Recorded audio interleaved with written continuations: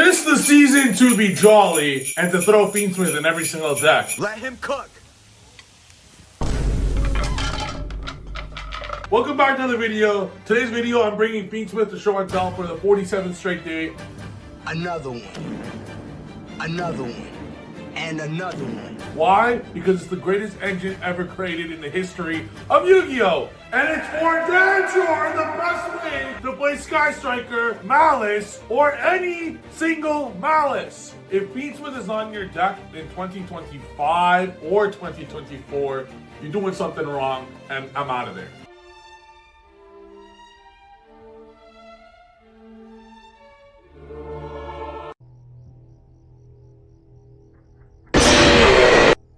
So this video, I'm going to show you guys Maliss Fiendsmith. This is coming from the guy that started the Striker Maliss trend. Just saying. Before we get to this video, I would like everyone that doesn't know who I am, smash the subscribe button and the like button for more amazing videos. And I'll also like to formally announce I'm now accepting one-on-one coaching. Of course, it will be limited because I don't have too much time on my hands. It is expensive. However, if you guys would like a more cost-effective form of Yu-Gi-Oh! Training, I offer master classes for every single deck. Eventually, for now, it is just the best deck in the planet, which is Rise of Fiendsmith. You can get access to my 12-hour master class down below for only 50 bucks. It's like $5 an hour.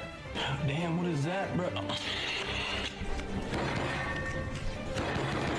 Go check that out down below. The one-on-one coaching is much more expensive. That's only for those people who are rich. That's $100 an hour. But go check that down below. All right, let's get into the video. I'm gonna start the video off with my two deck lists. This is Maliss, Striker, Bestial, Fiendsmith, and the purpose of the deck, and I'll explain why you're playing 2 ofs instead of 3 ofs. Talents, droplets, econ, book of clips are all to me equal. If anything, talents might be slightly better, but they're literally all equal. None of them are that much better than the other. The only card I care about is Engage. Thrust is by far the best one because it's just 6 engages. I want Engage in my hand. I plain and simple want Engage in my hand. And what this deck does, as you're going to see in the replay later, is Engage is 2 monsters. Any Fiendsmith is 2 monsters, but they're not just 2 monsters. Engage is 2 monsters plus a draw or 2. Fiendsmith is 2 monsters plus a pop or some interrupts. Bestials are basically 2-3 monsters by extending with the Maliss cards. And you could not draw the Maliss, still end on a nice board. You could not draw the Bestials or the Strikers and a nice board. You could not draw the Fiendsmith and a nice board. Doesn't matter. And with how the meta is, draw any conjunction of the bottom 20 of these 20 Bestials included, Bestials and the Breakers. Draw any 2 of these 20,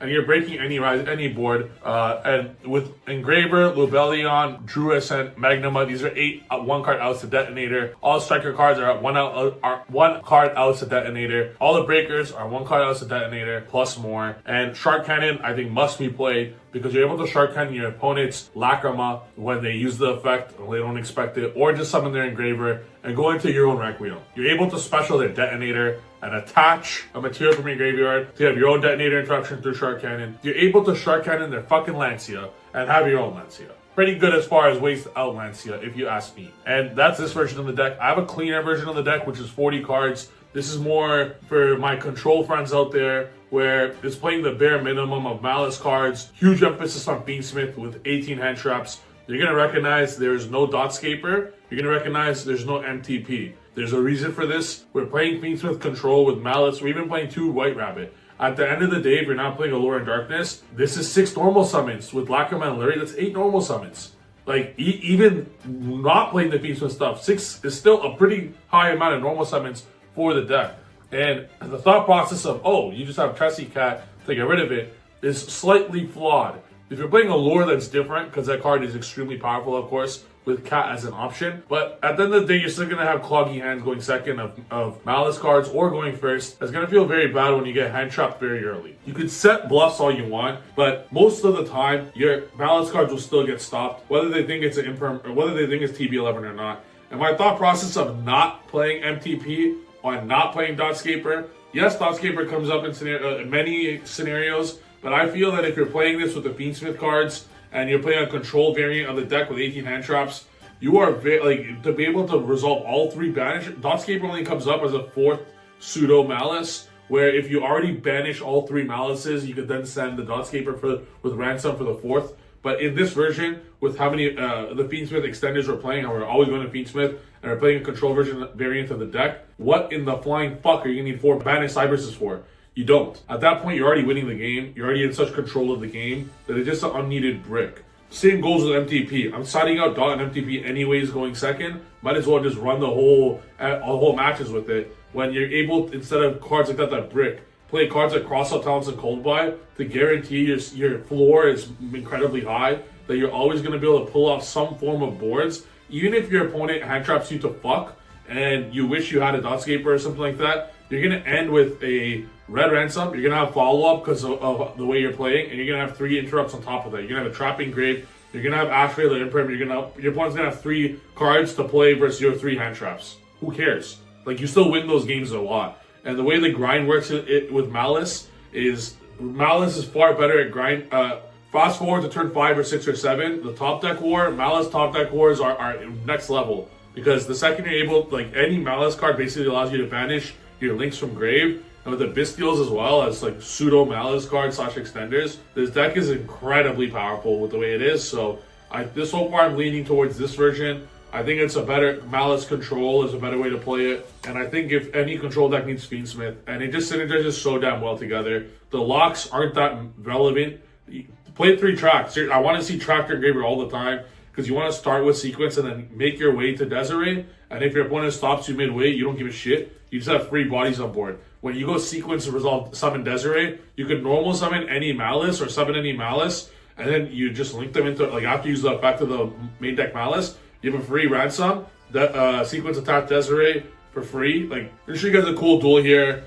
This version will be a little bit of a combo of the Breaker version and Hand Trap version. You're going to recognize 45 cards. This is a combination of both of these deck lists. Ultimately, this duel was before these deck lists were created. Ultimately, I'm leaning towards a 40 card list like this, but you can always play a 45er with Breakers. They're both extremely powerful. I'm liking this one the most right now as far as the most refined list. And if you're ever locked into fusions by the Cybers or links or whatever, with Maliss cards, adding on IP is absurdly powerful. Also, you're going to recognize a Lina in here. Lina is in there to steal the opponent's Lancia in the mirror for 1. It's to steal a Detonator, and it's to steal cards for Fiendsmith. Incredibly good. So, we're going to be playing off against Ryzel here. He has X. We don't know if he's on the Fiendsmith version yet. Because he sent Exiton, it's going to show me that he is on the Fiendsmith version. He just didn't open any. He has 4 hand traps in hand, plus a duo drive, which is like incredibly good. We have only 2 pushes right now, and he has 4 hand traps, so we'll see how we do here. He's chilling. Like, I know I stopped his board, but he has 4 hand traps to my 2 pushes. So let's see how it goes. A beauty of this deck here, I'm going to go Engraver into track. Some can even view that as a slight, like very slight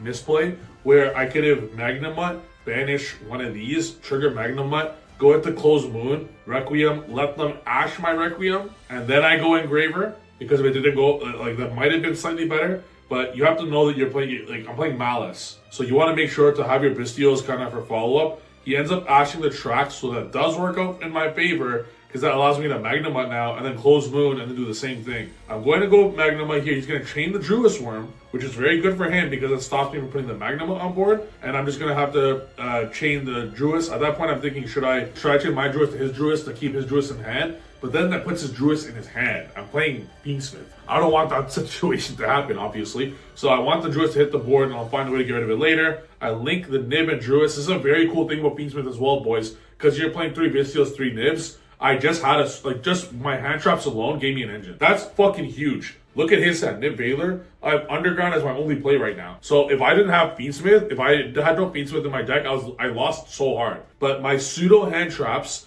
give me engine to Fiendsmith. This is, like, people don't understand how, like, the Fiendsmith you're reading Graver, oh, it's okay. No, bro, this is the best engine ever created, bro. It's next level. Seriously, it's like something like we've never seen, and you guys aren't catching how good it is. I'm setting the Paradise just in case he has another Bystial or a Nib, and we're gonna put the Engraver out here. At this point, he's gonna go into Nibiru because he fears Chaos Angel, which this does merit a big Chaos Angel incoming. There's 4 hand traps.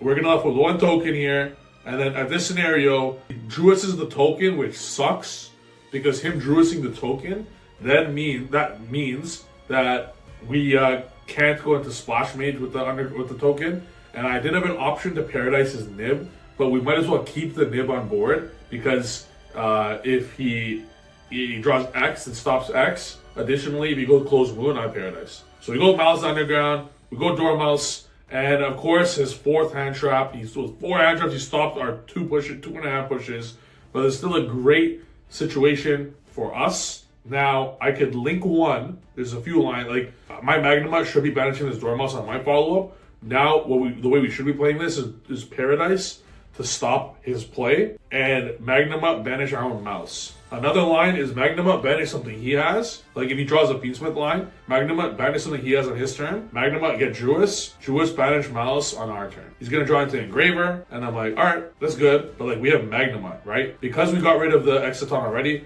we're gonna Magnuma banish the Lurie. That way there's no line he can do here other than attack mouse. And then my Magnuma will get my own Jewess Worm, and my own Jewess Worm will banish my own mouse. So we just beat 4 hand traps with the deck with only 2.5 pushes, thanks to the fact that we're playing Beansmith. Now, this hand over here, this is an example of why I think it was after this match where I cut the Malice cards down a little bit. Like, bro, I know Lurie, like, you can say Lurie's a brick. That's very fair. That's fine. But, like, Lurie's full combo. Malice cards are full combo, yes. But this is why you gotta cut the Malice cards. Lurie's necessary. The Malice cards, you still gotta cut because it's still redundant. It's like playing, are you really gonna play 10 normal summons in a deck? Yeah, they're great. And then the downside, but you still need to see a Malice, right? Yeah, you might draw hands of all Malice, but you need to see a Malice. You really need to see a Malice. Otherwise, you just can't play. So that's something else to recognize too. But that's why the way we're building this deck is if we're drawing 3 hand traps on a Fable Lurie or 3 hand traps on a Beansmith card, you're still ending on 6 interruptions. I don't give a shit. Like you still have infinite hand traps and plays through that. So my opponent opens busted here because he has Lancia and full combo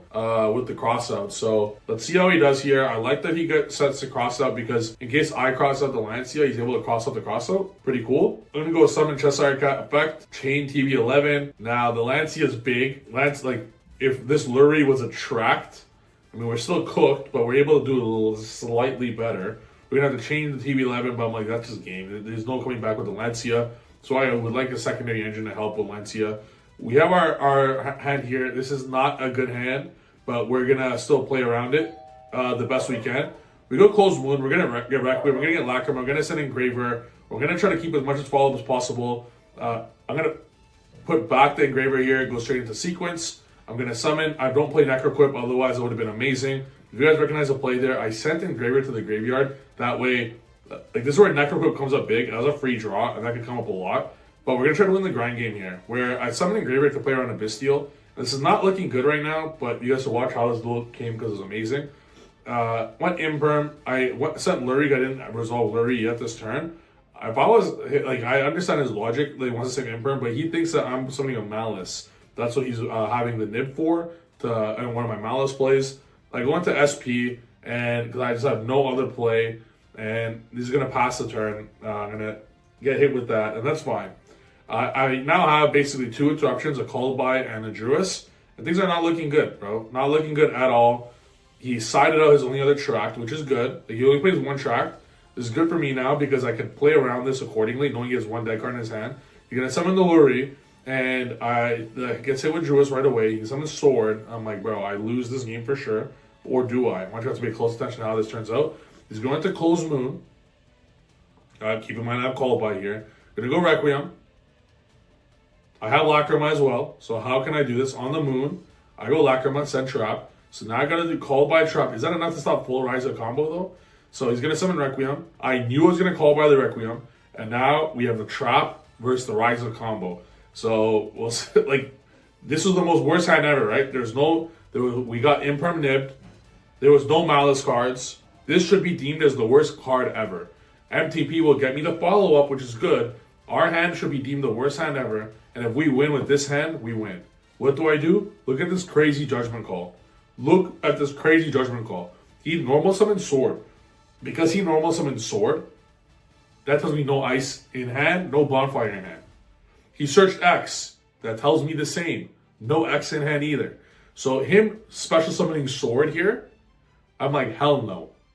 Because the only other card would be a singular Sword Ryzeal, which post side deck going second, he only has 1 more in there. And he would have special the Sword over the node to save the node for after the Sword. Clearly, if you understand the deck properly, he has 1 card left, And I know this is an engraver because you revealed it. I'm paradising the fuck out of that card.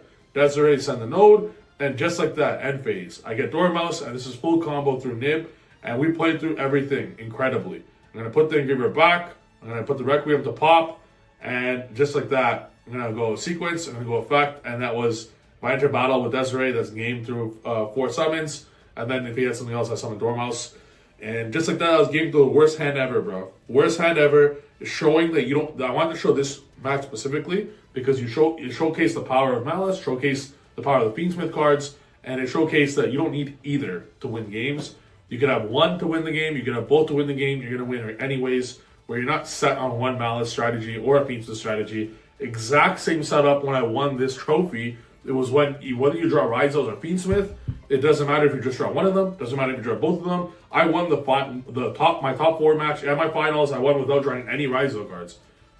In one game of each finals. Each top 4 and and the final, there was one game in each of them where I won only drawing Fiendsmith cards. Same thing goes for this, and the same could be said for the Maliss cards. I could specifically draw the Maliss cards and a bunch of hand traps and win. I could specifically draw one Fiendsmith or 2 cards and win. I could draw a combination of Maliss and Fiendsmith and hand traps and extra win.